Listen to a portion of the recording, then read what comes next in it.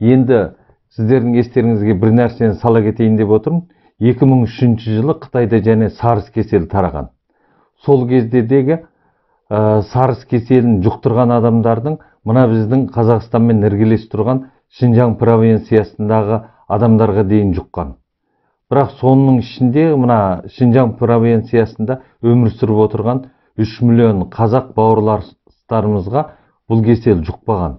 Сондықтан кейін Қытай өкіметі және ол жердегі ғылыми жұмыспен айналысатындардың барлығы неге 3 миллион қазаққа осы вирус тарқалмағанын зерттегенде бірден бір тоқтап жинақталған қорытынды олардың тамақтану процесі. Мәселен, қой еті, сиыр еті, қой сорпасы, әртүрлі мына қазақ ұлтының ғасырлар бойы қалыптасып келе жатқан дәстүрлі тамағымен байланыстырған. Сондықтан бұрын ет жемейтін Қытай ұлтының өкілдері қой етін жейтін болған, сорпасын ішетін, қойдың құйрық майын жейтін, әртүрлі тамақтардың процесін өзгерте бастаған. Сондықтан мен енді қазақстандық бауырластарыма айтарым, бұны естеріңізге салып отырғаным, біз үрейге бой алдырмауымыз керек. Бірінші, егер адам үрейленсе, онда адамның қарсылық қуатының 50% жоғалады. Сондықтан бірінші бұдан сақтанудың тәсілі үрейге бой алдырмау керек. Ол өйткені біздің генетикамыз ғасырлар бойы қалыптасқан күшті.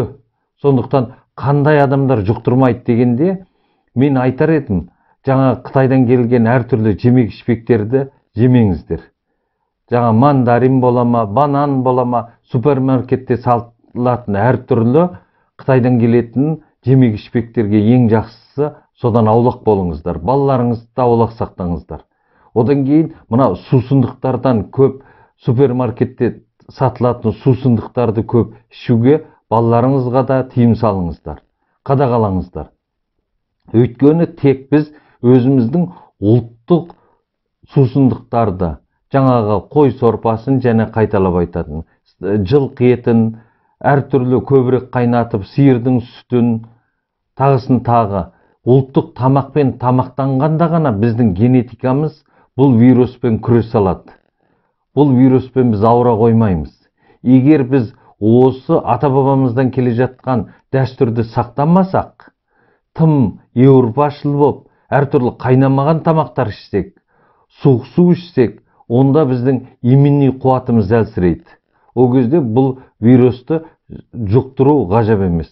Ал енді гигиеналық жақтан алып айтқанда, күніне 70-90% спиртпен қолдарыңызды жуып тұрыңыздар.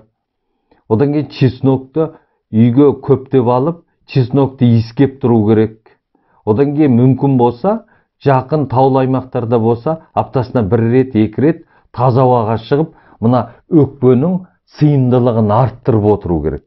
Ол өйткені кең тыныстағанда ғана бүйтіп, өкпенің сыйымдылығы асса, өкпенің қуаты күшейсе, өкпеге мұрын арқылы кіретін әртүрлі микробтар, вирустарға өкпенің қарсы тұру қабілеті күшейеді.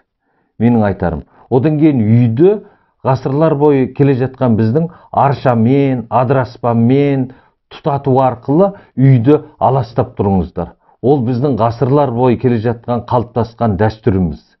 Тек осылай істегенде ғана біз мына вирустан жаңа үрейленудің, қорқудың түкке қажет жоқ. Ол бізге жұқпайды да, біз одан сақтана аламыз деп ойлаймын. Менше Қазақстан халқы, қазақ халқымыз аман болайық, көбейік. Сау сәлеметте болыңыздар.